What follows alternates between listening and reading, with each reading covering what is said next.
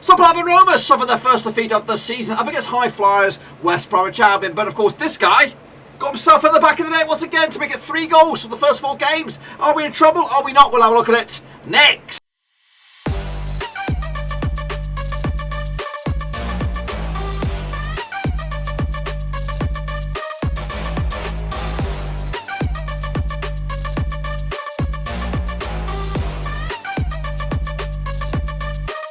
That's right, folks, back once again with another match review, looking back at Blackburn Rovers' latest match. It was a defeat up against West Brom, and we'll get to that in just 1 second. If you're new, where you been, smash your subscribe and get your banger today with all things Blackburn Rovers related, championship related, world football related, we're going to know here.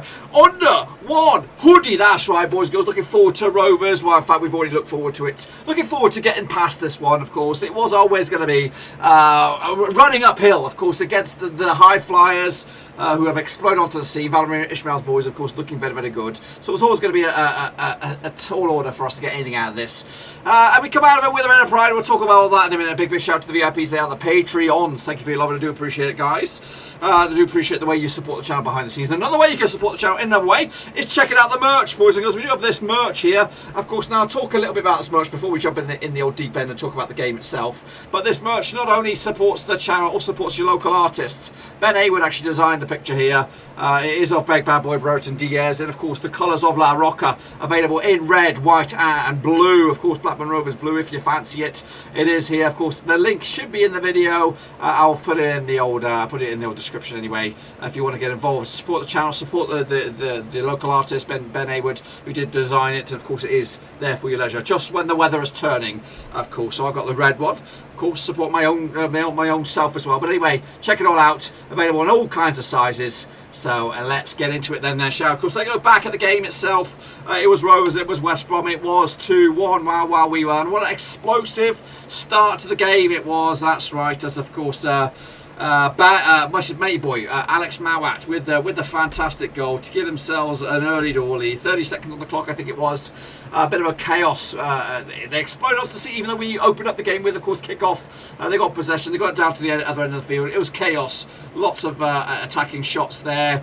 Eventually come out to Mount on the edge of the D, puts his boot around it, and of course good goal opening up the day. And of course it was that scoreline for the vast majority of the game before West Brom pretty much did it on the exact flip side of this game, the back end of it, of course, the last 30 seconds or so before the final the half-time whistle. And they got the second. Of course, Matt Phillips tucked it in. It was a tap in after a breakaway chance there for West Brom. Of course, they looked absolutely heading clear, the better than us. It's not like we got robbed.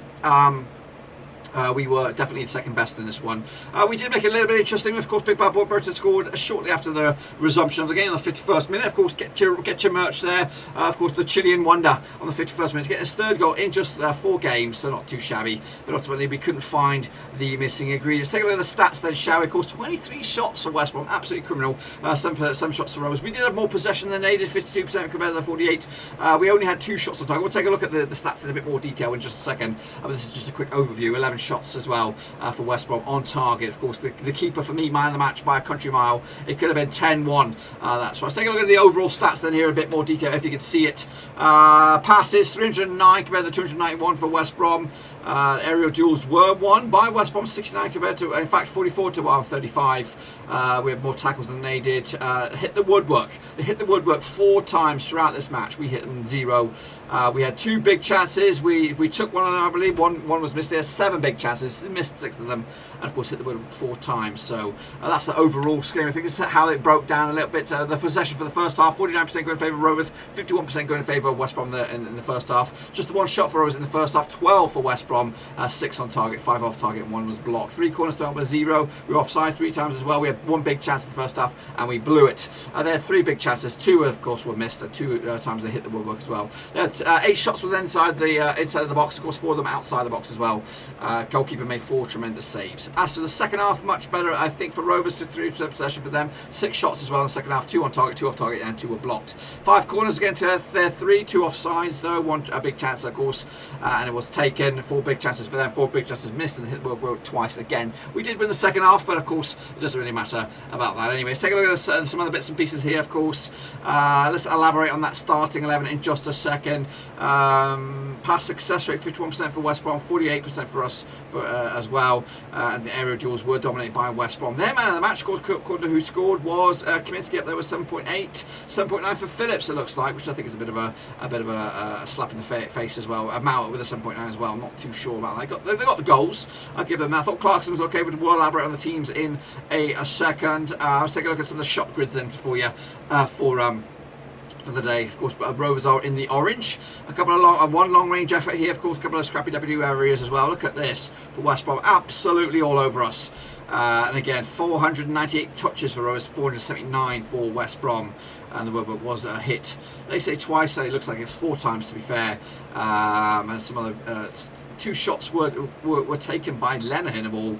Diaz has got himself a couple of calls and a goal. Gallagher, Chapman and Davenport from the bench as well. We'll elaborate on the team news in 1 minute. This is the heat maps for you. Of course, the top one is Rovers, pegged back for the most part, and when we did come forward was down the right hand side. So you can give it a lot of credit to maybe Carter, maybe Gallagher as well down the right hand side. As for West Brom, sporadic for the most part. Again, down that right, down the left. This middle third here was limited options for them down throughout the 90 minutes. Let's take a look at the starting lineups then, shall we? We got Kaminsky between sticks for Rosa, Pickering, Ayala, Lennon and Carter at the back 4. We had Rothwell, Travis, Brereton, Leighton Clarkson, of course, for his debut, and Buckley with a 6.5. Gallagher up there as well. As for the visitors, Santos we'll talk about the match ratings in a minute. He was in goal, of course, Matt Clark, who was subbed. Carl Bartley, Darrell O'Shea as well. Back 4 of Connor Townsend, Alex Mowatt, Jake Livermore and Daniel Furlong. And up top we had Grant Phillips and Callum Robertson. Their man of the matches though, they give it to Kaminsky with an 8.1 it looks like. Of course the best player for West Brom according to these guys was a 7.6 for Matt Phillips. So they were good but not at their very, very greatest. Of course Leighton Clarkson with a 7.2. He did have some nice touches. He was a bit of a ghost in the first half, but he had the 2 most important touches throughout the game. So we've got to give him credit for that. And again, it was only a brief. He was substituted, so his cameo was a little bit cut short in the end. But all in all, we did like that attacking punch up front today. Gallagher was not the answer. And those are just my initial thoughts on it. What about the Mowbray? What has he thought about that game shortly after the final whistle? Here he is. Well, listen, started off the first minute or whatever, give them a goal really, laid it on a plate for them, and it was really frustrating day. I thought over the 90 odd minutes we sort of matched them up physically, which is you have to do against West Brom, because I would suggest there's no more physical direct team in the league than West Brom, and we fought and had a go, and yet we give them a goal start really, and so we left frustrated and disappointed, but particularly second half I thought we more than matched them.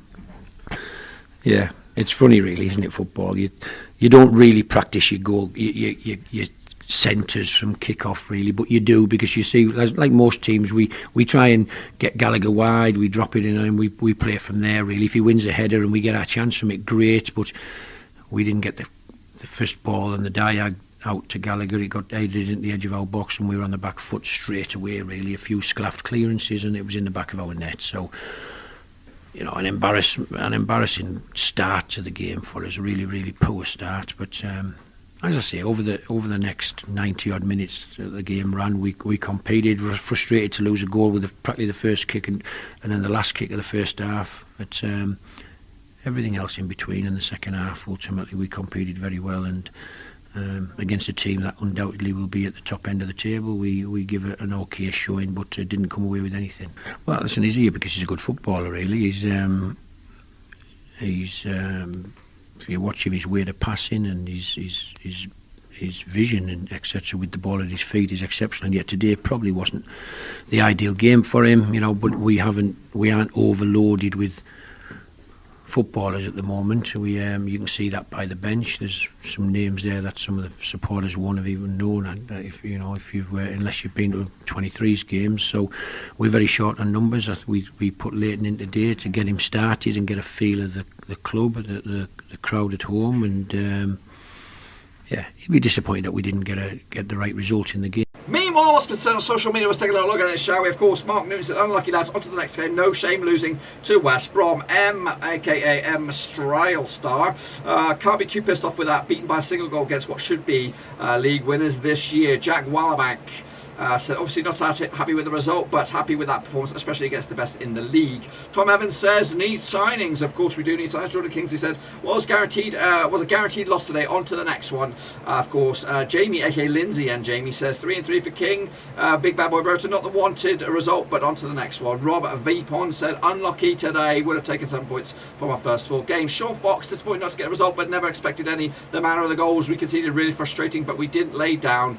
We didn't lay down for them and made it difficult for West Brom at times. 7 points from the first 4 games is a good return. We need a right back. On to Borough we go. New York Rovers said they have more money and better players simply, really. Mike Diaz said West Bromwich have been ran out deserving winners, but Rovers once again emerged with some credit from that. Better than the second half, albeit without threatening enough. Encouraging to see the Rovers side standing up much better to these physical challenges and not looking so dodgy under the high ball. Lewis Hartley says, unlucky lads, you can't help feel we was robbed by the official of that game. Worst linesman I've ever seen in all my years. Going to eat with some positives to take from the game. Kaminsky looks like class to kept us in it. Dolan needs to try and place the simple ball. We go again on Saturday. Peter O'Reilly says, you lost this Tony Mowbray. Yeah, we did lose this Tony Mowbray derby. I think that's pretty much all I've got for you on that regard. Again, if you want to get involved in the show, make sure you drop some tweets, and you can tag me just like that fella did just there. What else has gone elsewhere in the Championship? Let's have a look at it then, shall we? Of course, Rovers weren't the only game in action. Of course, Swansea did beat Bristol City in the early kick-off 1-0 win there. QPR 2, in fact that was yesterday. Of course, QPR 2, Barnsley was the early kick-off there. Thriller, 4-goal thriller. Coventry big winners over Reading 2-1. Stoke put some misery on. Of course, Forest of course yet to taste the fit as yesterday is the win, and they go into Derby next weekend. Speaking of Derby, they picked up a draw against of course the Warnock and his fanny pack. Of course, 0-0 there. Cardiff 3-1 over Millwall. Of course, Rovers did lose to the Baggies. Of course, Birmingham 5-0 winners on the road against Luton Town. Sheffield United again another defeat for them. 2-1 loss to Huddersfield. Fulham 2-0 win over Hull City. Preston pick up their first 3 points as well. And of course, Bournemouth 2, Blackpool 2 in a bit of a thriller down there. Let's take a look at the table. Of course, here we are sitting in 9th. We'll take that. Just a 3 points from, of course, top West Brom and Fulham lead the charge. Of course, up there, Stoke, Coventry, QPR and Cardiff make up your playoffs. As for the foot of the table, Forest, Sheffield United and Blackpool going down as it stands, but of course still got a lot to do, a lot of stuff ahead of us, including the next round of matches, which are these. That's right, of course, Derby taking on Forest with a bit of a crunch clash. We might even do a watch along on that. I've said that before, but we'll hope to do a watch along there. Cardiff against Bristol City also on this. It's my birthday, so we might do a double treat on that one. It's early, very, very early as well. Middlesbrough up against Rovers, of course, we'll be there for that one. Preston up against Swansea, QPR against Coventry, Fulham against Stoke. We have Luton against Sheffield United. We have Huddersfield against Reading. We have Millwall against Blackpool, Barnsley against Birmingham, Hull against Bournemouth, and Peterborough up against West Brom. That's the trick, boys and girls. That's all I've got for you. Be sure to give the video some love and smash your thumbs up, smash your subscribe, check out the links down below, or Twitter, Twitch, Facebook, and of course Patreon as well. If you want to support the channel as well, check out the merch. Get yourself a Big Bad Boy Brereton Diaz hoodie. It does cost a little bit of money, but you're supporting the channel, you're supporting the artist as well, so he gets his fair share of the spoils on that one. But anyway, let me know your thoughts and opinions. I'll see you soon for the next one. Of course, it is Warnock, fanny pack and all. We'll take a look at all that next week. Until then, we're done.